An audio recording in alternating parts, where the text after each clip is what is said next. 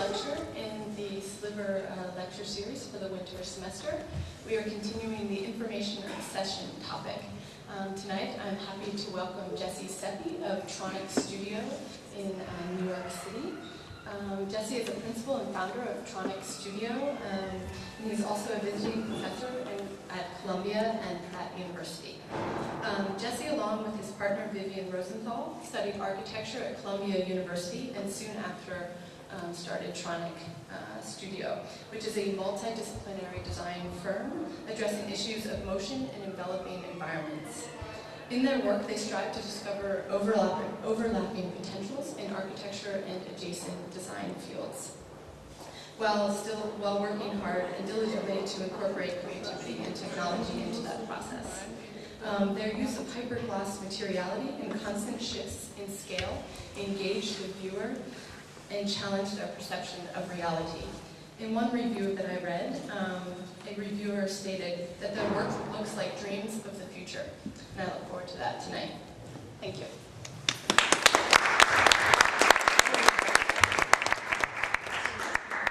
Hello, good evening.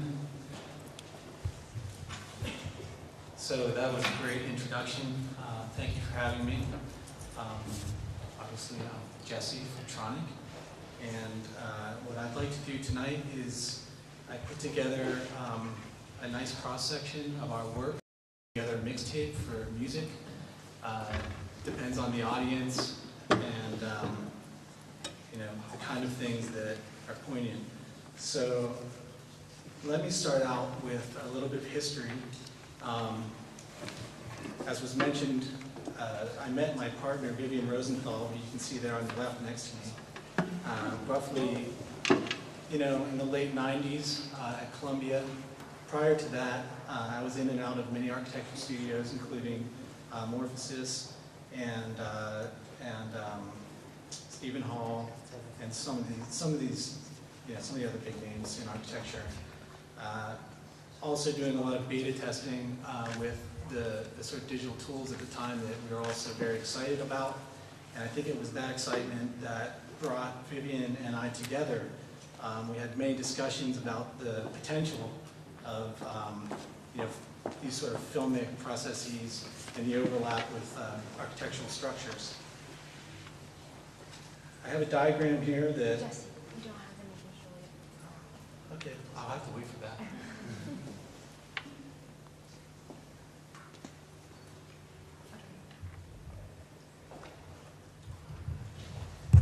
Okay, there we are.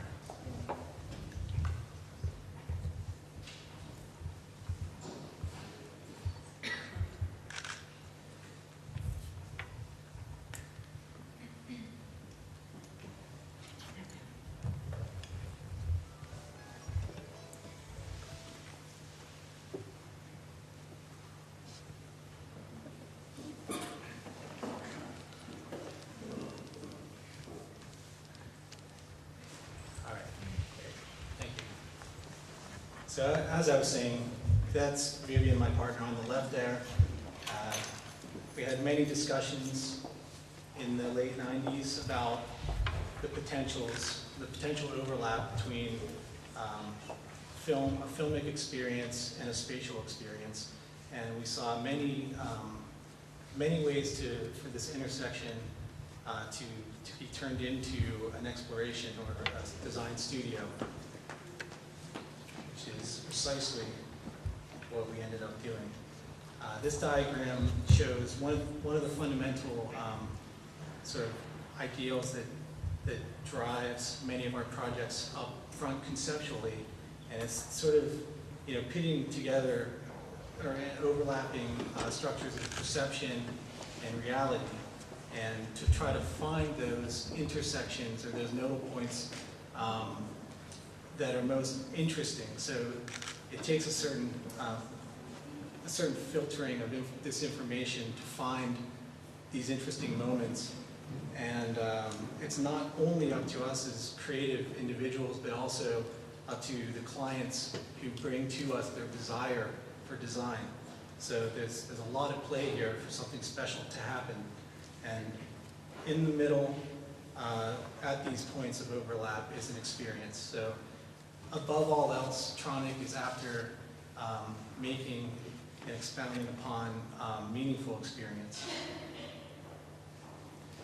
Here's some key terminology and certain ideas that come up time and time again. Humanity, experience, that spatial, knowledge, perception. I think that's key. Perception is the process of attaining awareness or understanding of sensory information. So again, it's this filtering process of through all of our senses, being exposed to unique situations and being touched by them and sort of filtering them into a useful sort of culmination of ideas and thoughts, and then extracting that back out to share it with others. So it's a filtering, internalization, externalization process. This basically speaks to the same idea, and exposure leads to knowledge, basically. So the more experiences that we can have, the more knowledge we have. And ultimately that knowledge or that experience can be transformative. That's where the artifact or the end result culminates into a project, something that can be lived beyond that individual. This project, I showed this at the beginning, not for any specific reason other than to illustrate the point I just made. This is a project actually that speaks to the creative process itself. Originally it was commissioned by Res Magazine for their Res Festival, International Film Festival. However, as some of you may know, Res is kind of broken up since then, unfortunately.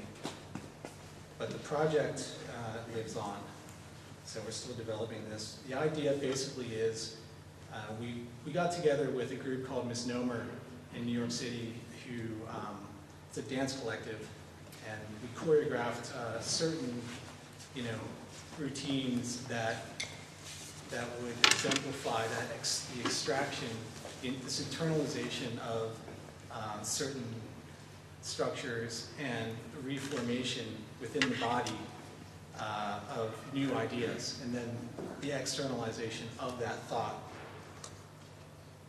So once we had this sort of dance or these movements down and choreographed, we took the dance group to a mocap facility and digitized all their motions and began to work that into an animatic or pre-visualization of how their movements or how their dance manifests itself into this visual experience that would convey a creative process. So here you can see some of the early developmental stages of this individual extracting from his own body certain ideas in a physical manifestation. And then after sort of coming away from the extraction of an idea, and you have a review, an internal review, and you decide, this additive process, there's a morphology to all of this work, and it's really never ending. So I just wanted to bring that up again to sort of reiterate and support some of the things that I said early on with the diagram. Now I'm going to get into some of the earliest work that Vivian and myself did. This project happens to be the first and only thesis ever done at Columbia, in that I pulled some strings with Bernard Tschumi at the time, and ended up being a lot of sort of experimentation and the working out of some of the conversations that Vivian and I had prior to working together. So I'm just going to show this diagram. I'm not going to show the whole project. So the basic idea here was the first time in which we tried to apply a filmic technique to an architectural process. So on the left-hand side, we have a static condition where time and place exist simultaneously, and there's no breaking the relationship. So what we did, very much like keying or blue screen technique in film, was to say, okay, let's get in between this relationship of the internal and the external and a spatial condition. Let's divide those via technology.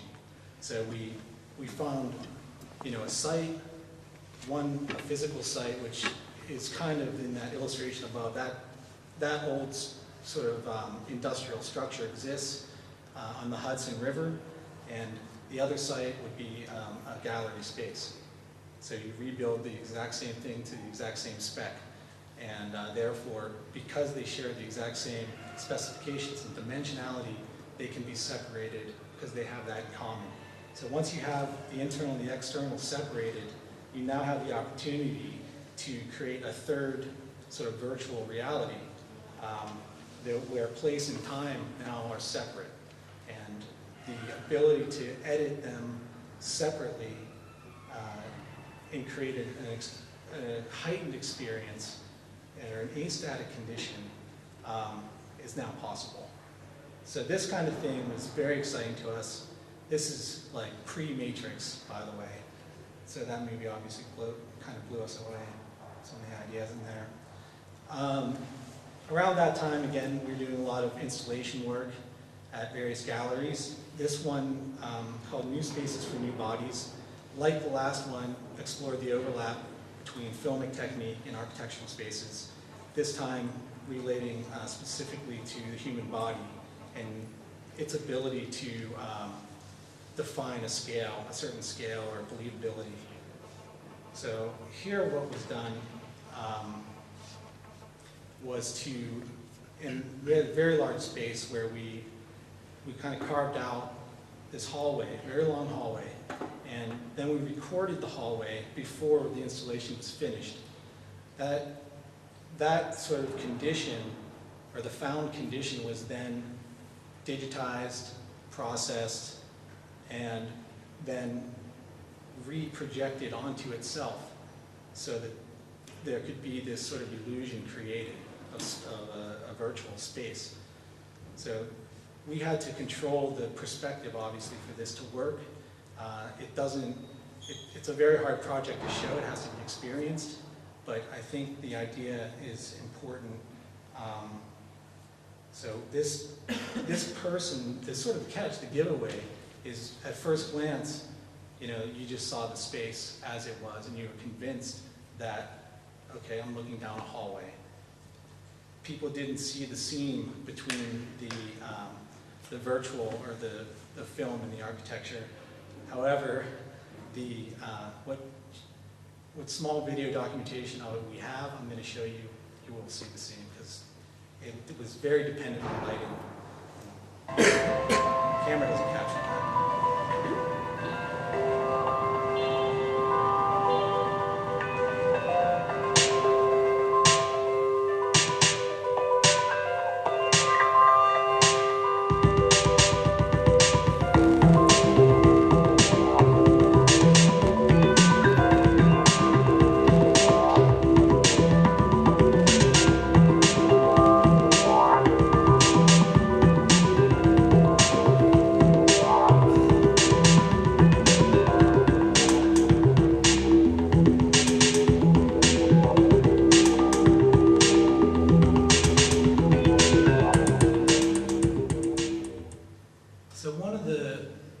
Probably the best compliment at the time was how many people came up to us and were asking who's that person at the end of the hallway.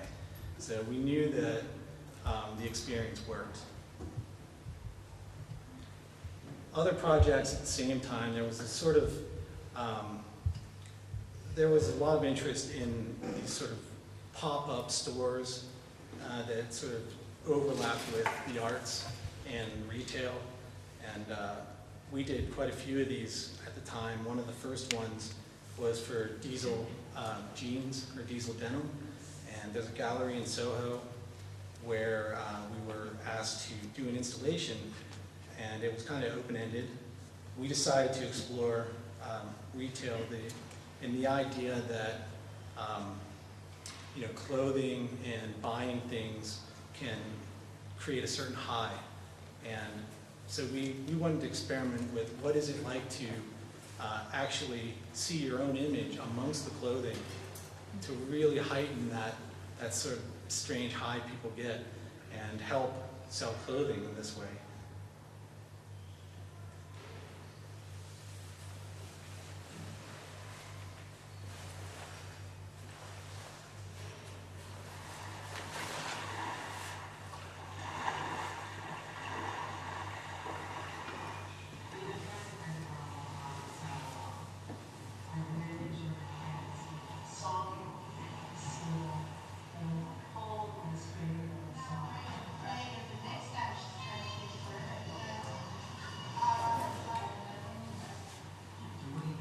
Something that's important to realize is this is a live feed, so there was some real technical challenges here, and I'll explain that briefly after the video finishes.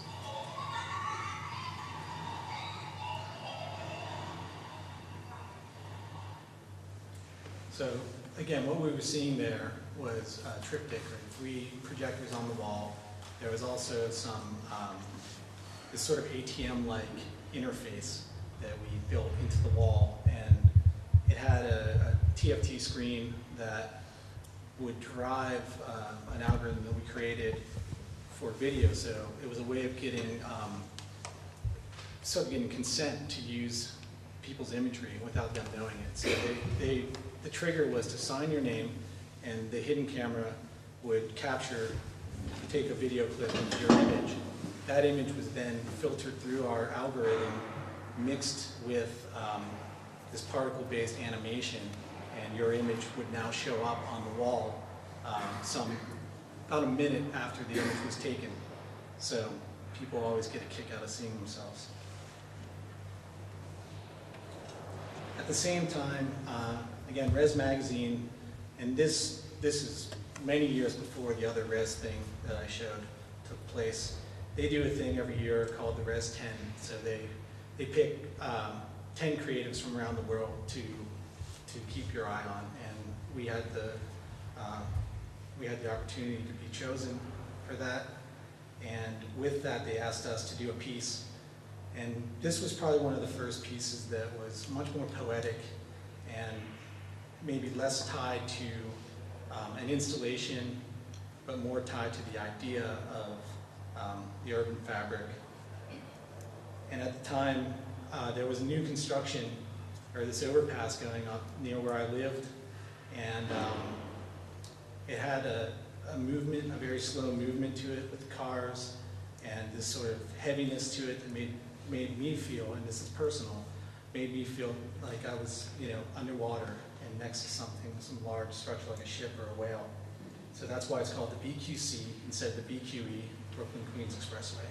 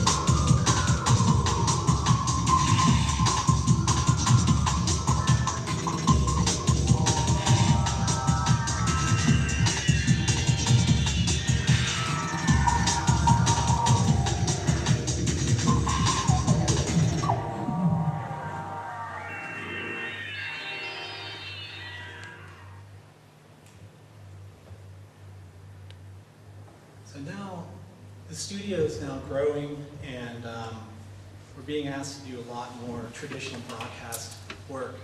And this was kind of like an unintended result of the sort of Tronic experiment. And I mean, to this day, I just want to say that our studio is very experimental, and the definition or the mission statement is loose. It's not like we live by one thing. It's an experiment, and we have certain ideals that come into the work over and over, and there's definitely, you know, a certain overlap between projects, but it's still very experimental for us. This project was specifically looking at the transition, because all the video has a cut, you know, that's shot by shot by shot, and what can the transition be? So HBO, they do these, they put together these montages of the films and movies that they're offering for the winter season or the fall season. For 2005 winter season, they came to us and asked us to put together one of these montages, and the transition becomes where you can squeeze in the most sort of creative, put your stamp on it, sort of. So what we decided to do at the time, this is kind of before high definition was popular. Now that's kind of becoming standard, but at this time it was still, you know, very much scan line, tube televisions, and interlacing was a topic of concern. So what we did was go between the lines was the tag, and we would actually deconstruct the frame or the image and actually turn it into a landscape for the transitions. This board shows you how it works. So you have one clip with Jack Nicholson on the left. You have a clip from Bad Boys on the right, and you know, we want to see how do we get from one place to the other, and in a more interesting way than just a cut. So we decided to make it a spatial experience. And here's a clip from one of the early studies.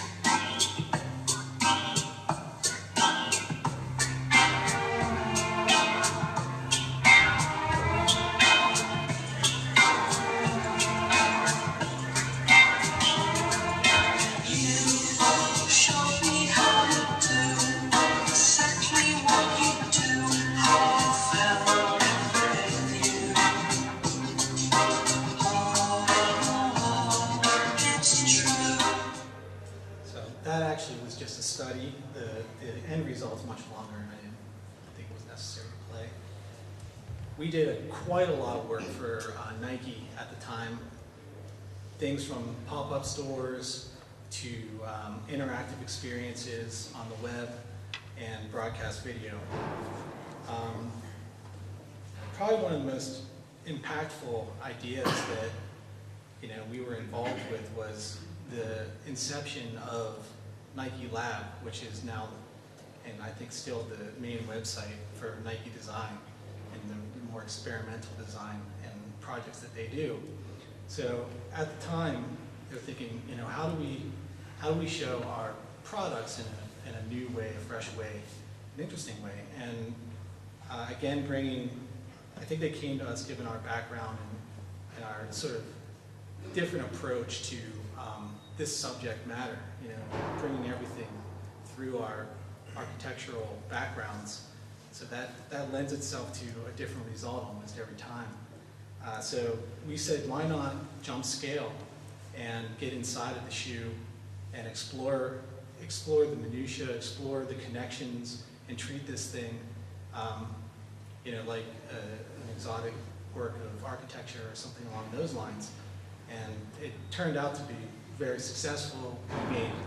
We made dozens and dozens of shoes, and the website would allow the end user to rotate and explode the shoe into different pieces, and you know, there'd be diagrams and written explanations for what different parts of the shoe do different things, whether it's for a various sport or just, you know, fashion.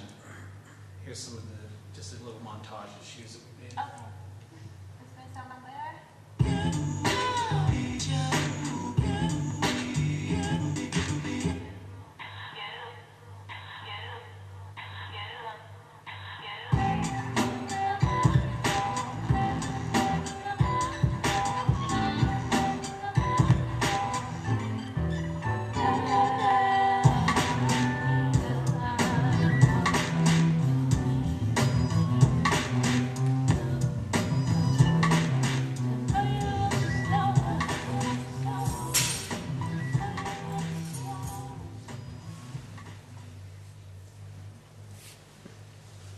I said before, I mean, Nike, it wasn't just about showing the products and this idea of exploding the thing into its various parts. That was extremely successful, and that's why I wanted to show it, but it was also, a lot of times the products were associated with certain celebrities and their opportunities to make short films that would capitalize on that association. These guys were under contract, and a lot of times whether they liked it or not, they had to show up to the location and be in our films. So we've worked with like the Ariane Henry for soccer, and this is James LeBron, who we did a motion capture shoot. So with his motion, the idea was to see if, rather than he being the celebrity, make the sneakers the celebrity, and not show much of LeBron himself, but show a lot of the sneakers and see if the translation of his movements were enough to drive the idea of what the sneaker is doing. So that's really at the core of the piece for us. And then there's also this sort of idea that James LeBron is an artist and the shoes are his brush, and from there comes some paint, things like that.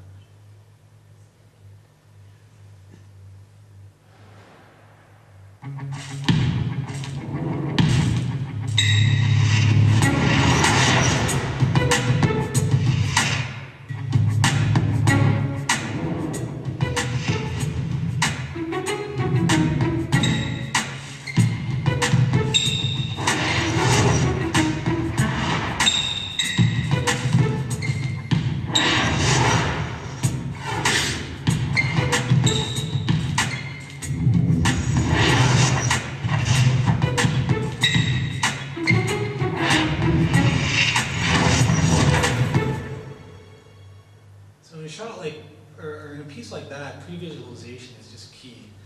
And more and more in digital shoots, it's really all about pre-visualization and making sure that you know where things are happening that the actor doesn't see, and you don't even know for sure how it's going to turn out. You just have to have a lot of confidence in that, and the animatic really helps with those things in this case. And we had to chart out a path for him getting from one side of the court to the other, making sort of signature movements that would look good within the framing of the camera. There's a lot of things to digest there. Around this time, we were really starting to believe in this new paradigm in advertising, and our suspicion was correct in the beginning that there's a real overlap between film and architecture in conceptual but also literal ways. We were doing a lot of projects in Times Square where the facade of the architectural experience is often animated. Facades move, they're lit up, and they're branded from head to toe. So this was a great testing ground for certain ideas, and we see to this day this sort of field evolving, and are happy to continue to push that as far as we can. This project is part of a larger project that we oversaw the sort of master plan of Wired Magazine's Next Fest. It's sort of a festival that started some 4 or 5 years ago, and it's devoted to new technology. So various vendors would buy up space and occupy these pods that we designed with all their cool products. And every year there's sort of a head sponsor, so there's additional interest in making their pod specialized. And originally the lead sponsor was GE, who we had done a lot of work with outside of Next Fest. And so it was a natural fit that we would do and design their booth. So with that, like most of our installations, there's always a video component. So this year, their sort of slogan was "Go Big," and this was the video.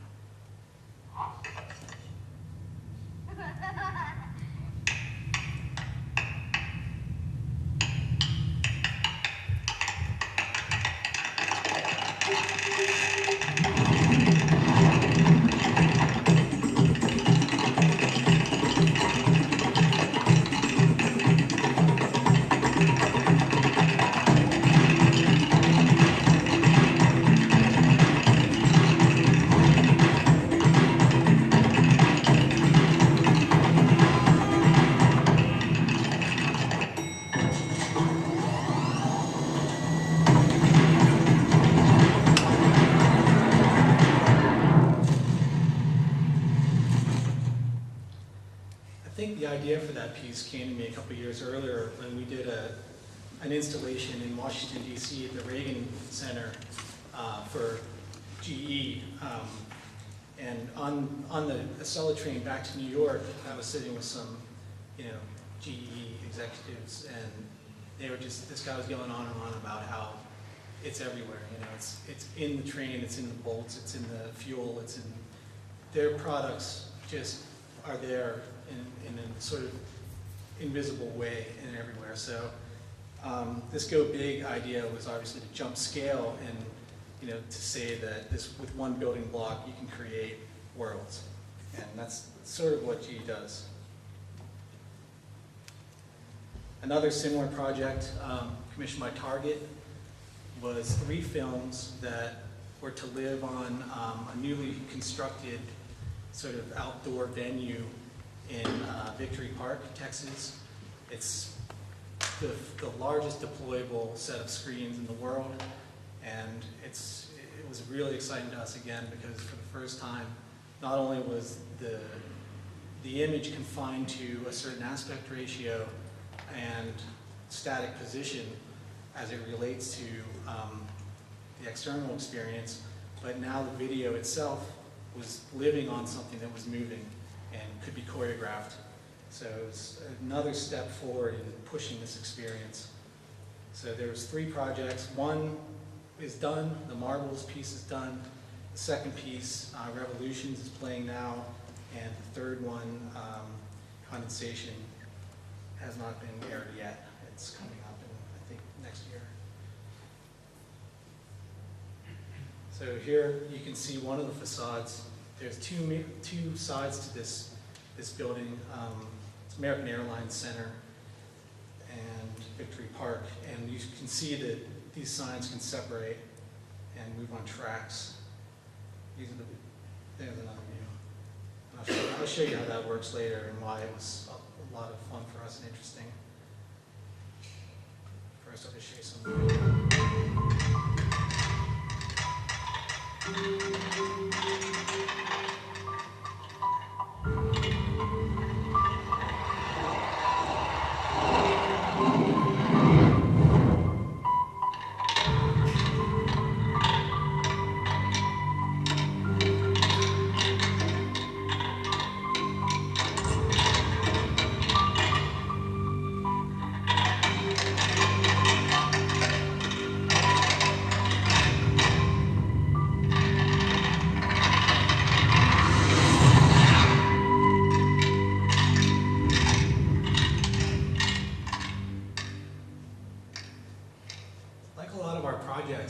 it's often difficult to, like I mentioned before, it's often difficult to lecture about these things because we have to repurpose the content to fit this screen. And a lot of times what's special about the experience doesn't translate, but it's still, I think it's still worth trying to tell the story. I'm going to skip the next one because it's much like the first. There's 2 videos here. And go on to Revolutions. Airing now. The idea behind this piece, the client was interested in graffiti, and that's pretty much, that was the only constraint or parameter that we had to adhere to. And this notion of art is for all. And so there was this idea of working with sort of different styles in graffiti, West Coast, East Coast. And we worked with some celebrity graffiti artists, one from London, Mr. Jago, and a guy from Los Angeles who worked in a much more traditional fashion, kind of tagging and much more urban. So we got these two guys together and told them about this concept that we were going to do a live action shoot on these two cubes as a three-dimensional canvas. And we would be shooting this thing through the night. We want to catch the sunrise. So it was definitely time dependent. It wasn't like we could go back and kind of edit this thing. It was very spontaneous. And then the third idea, and the thing that interested us most, was the idea of pushing graffiti into the third dimension and kind of adding our own take on their creations and bridging the gap, and thus reinforcing this idea of art is for all. So I'm going to show you some behind the scenes imagery, the storyboards, and taking into consideration the choreography between these various signs, the deployable signs, which, by the way, we programmed their movements, and that was probably, for me, the most exciting part. This is a progression, West Coast. And the West Coast guy was so fast. I mean, he was like done in an hour, where the other guy was kind of still putting a pencil line down. I mean, they had completely radically different approaches, and that was kind of interesting too. And this guy, Mr. Jago, was much more, an illustrator than a tagger. Again, with the pre-visualization, this had to be done due to the time constraints. When we went from setup to setup, we had to clear the set and quickly, move our cameras in position and know exactly where things were going to be. Where did they shoot?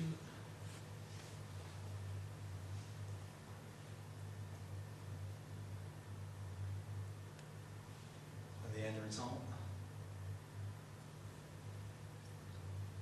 And then after the fact, in the video that plays on the screen, we start to composite in the way that these things can go beyond themselves and start to connect and make a third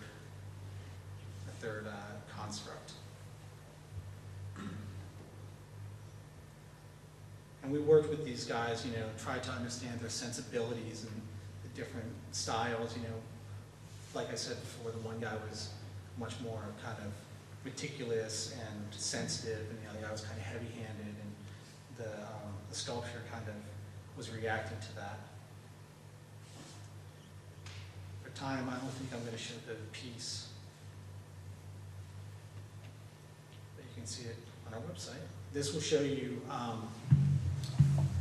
how the choreography works. You can see the marbles are reacting to the frame in a physical way. And things like that are really important.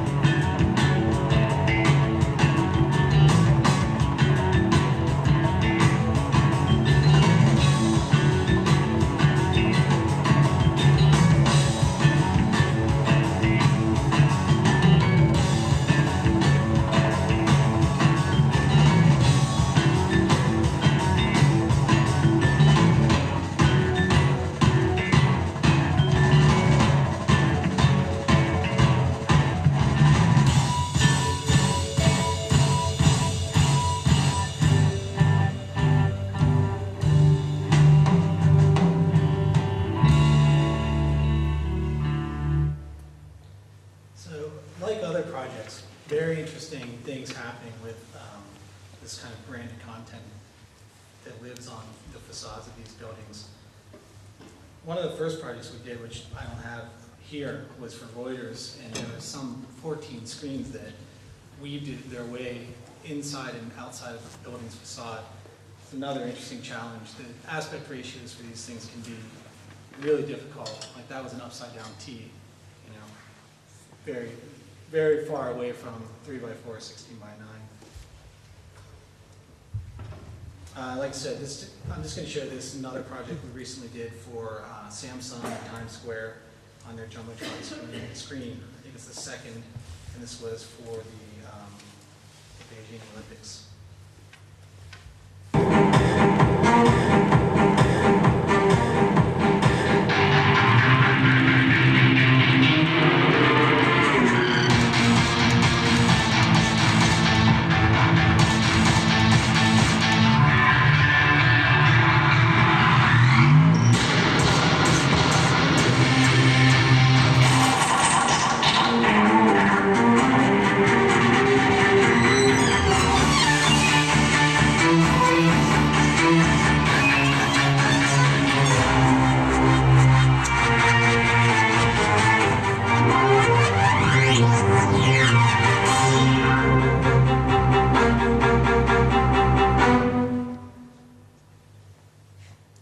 So it's a lot of fun to deconstruct the human body and see how far away you can get from the real thing before you lose the idea of the human body and its movements.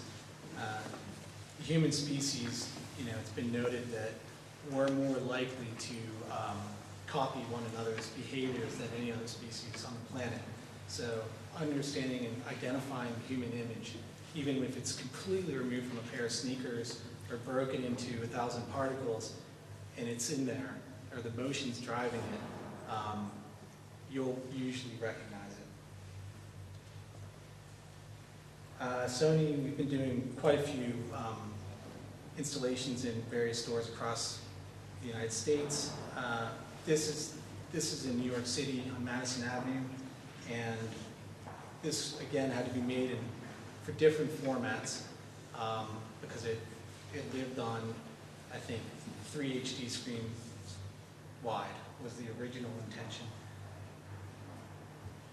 But the idea was they already had a campaign going on HDNA, or this sort of the color DNA behind why Sony products create such amazing color. And they wanted us to experiment with this molecule. So we decided to have a little fun with that and personify the molecule and show his transformation from sort of the ordinary to the extraordinary using this transformative device, the prism.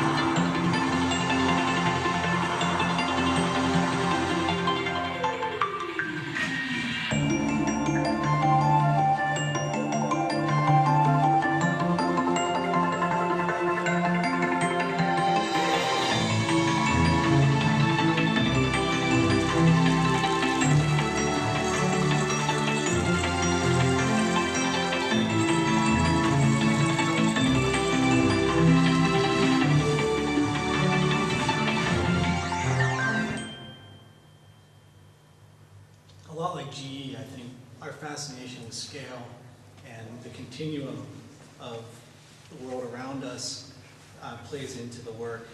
Here, this opportunity for transition and surprise. When you think something's small, it's actually large. When you think something's large, it's actually small. That's something that is just a lot of fun to play with and think about.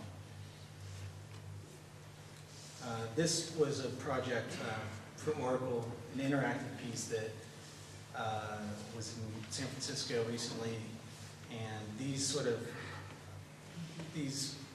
sculptures were built all around the grounds for where they had a week-long conference, and it was interactive in the way that there were certain questions being asked by the machine, and anyone could, with a Bluetooth connection, could respond, and there was a dialogue, so this thing kind of took on a life of its own. Next project gets us back to Wired's Next Fest, which, as I said, we kind of oversee this, and Hitachi in 2007 was the lead sponsor, and the show itself travels around. This year it was in Los Angeles, and Hitachi, being the lead sponsor, asked us to create a customized installation in their sort of floor space. And we quickly latched onto the idea of water because they had a certain technology that was being implemented to bring and move water to various regions of the western United States where there's a very arid climate and water was needed. So it was taking things from one area to the other, and so we wanted to symbolically show this idea of water, the clean technology they have, and use it in a literal way to drive the architecture, so to kind of control circulation throughout the space. So some initial sketches were done on, and studies were done on how people might likely best move through the floor space. And then we would start to do studies that would accentuate this, that sort of movement or circulation. So these initial studies start to show the manifestation of circulation throughout this floor space, this designated amount of floor space. The end result was a singular piece, continuous piece that had what we call shadow walls employed. It's the idea of sort of heat forming plexiglass or acrylic to act as a structural or bearing wall for the sculpture, and therefore creating the illusion of weightlessness. Images. Well, that image, I just want to say, you can see the difference between how rough and coarse the sculpture is as it was created using fluid dynamic software, and then it had to be massaged a little bit to get the surface that was desired for this application. In many ways, the other surface is more interesting, but it's just a matter of opinion. This was the right thing to do for this application. Some more images taken from a book that we have in the works right now. It's showing some behind the scenes process, CNC milling, fabrication. It's ironic, that obviously it's not a pure process, like a 3D print. Even a 3D print isn't a pure process. In the end, the human hand gets involved. There's a lot of sanding, there's painting and repainting. You can get some really nasty orange peel surfaces if you don't work it by hand. Because it was being built in one state and had to reach another state, we had to find logical seams or joints that best were configured for these crates or containers that were bringing the sculpture there, which is unfortunate, but that's a fact. It's a reality. You have to deal with seams and joints. So here's some images of the installation.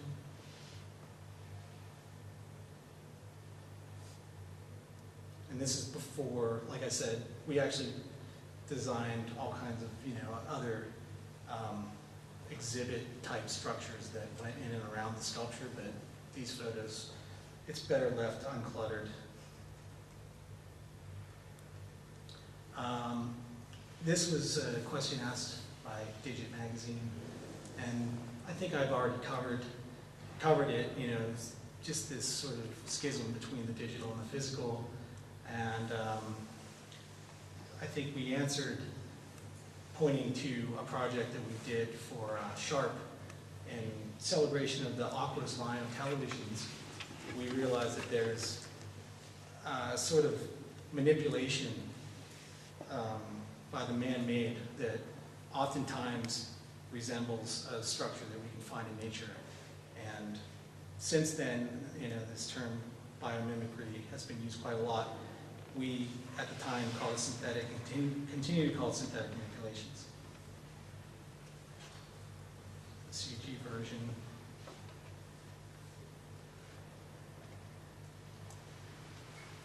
Some of the influences. There's a lot of early studies done, given the space, the budget, all the typical constraints. We had 3 versions of this, but all of them had one thing in common, was we were interested in exploring and showing the intersection of man-made structures and natural structures. This version shows the bloom the best, or the culmination of many different systems working together to make something beautiful, like the bloom on a flower. In the end, the bloom became reduced to a much smaller size and was sort of positioned in a very fragile way in relation to the armature that held the aqua screens and had this sort of crisscrossing connection of that overlap, symbolic overlap between those two ideals.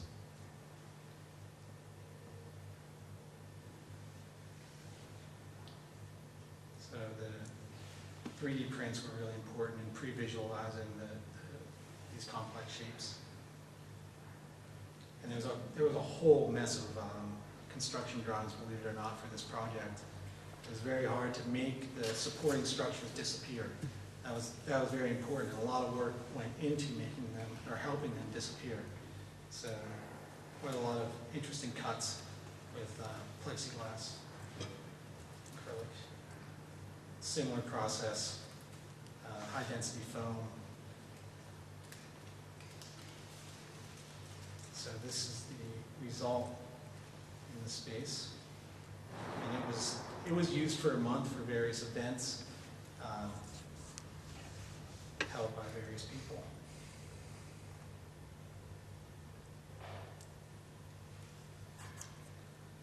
There's a time-lapse video piece going up.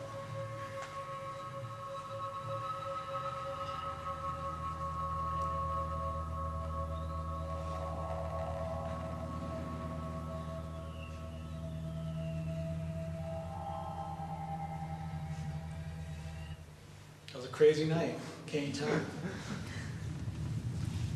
So this is the piece that lived on the screen.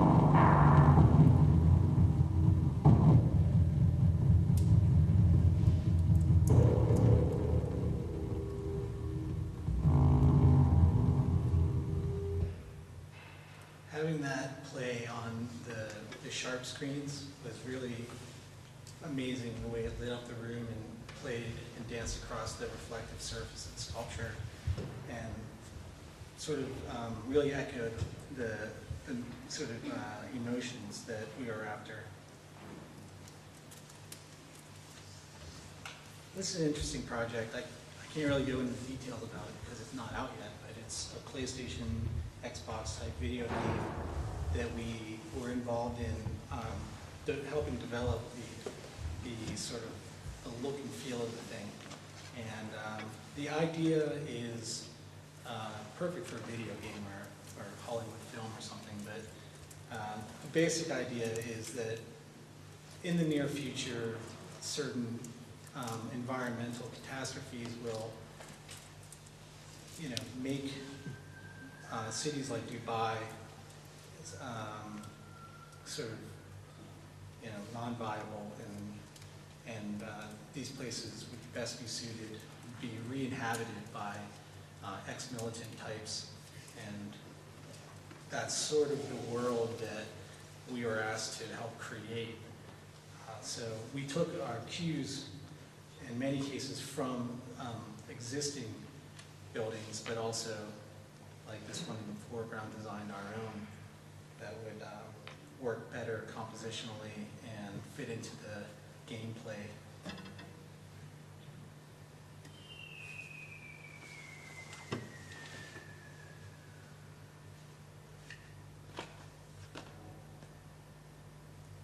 As I said, we took our cues from things that are actually happening. This little sequence I'll kind of go through and just with some small commentary. It just shows the making of a shot. So it's an animatic phase. Start to model this thing out with some detail, but as you all know, this kind of thing can get very heavy.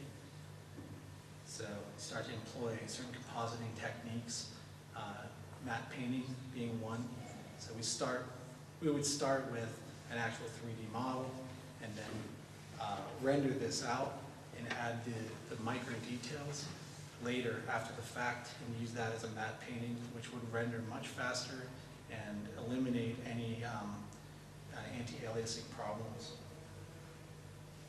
And this is typically how it's done, because you can isolate buildings by color and start to extract various layers two-dimensionally for micro detailing, and then recomposite the thing back together to make your backplate. This is showing some of the foreground details, color correction, volumetric lighting. I mean, the list goes on and on. Wind and water dynamics, recolor balancing, separating colors and tweaking them individually. And we can actually offset these things to create a more filmic look, and recompositing for the final shot. So this is one out of, I think, 48 shots that were created. And this is the piece.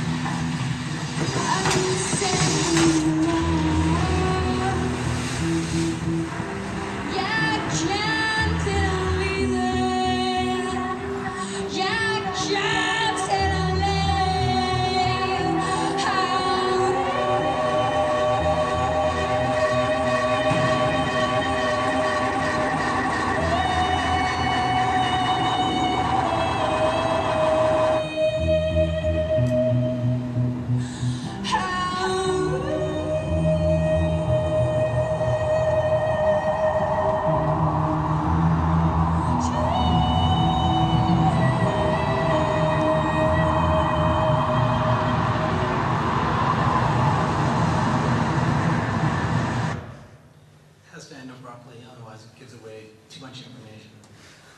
I should have warned you, it's a little graphic. The next project is really interesting. It's something that's happening right now. Typically in the past, when we're approached to do any kind of visualization work that is of a design nature other than our own, we wouldn't do it. But there's a new kind of movement that we're noticing in the desire to push what is known as the architectural visualization into more of an architectural film. And when we started to identify this desire from various clients, this is Herzog and Demurn, we said, okay, these guys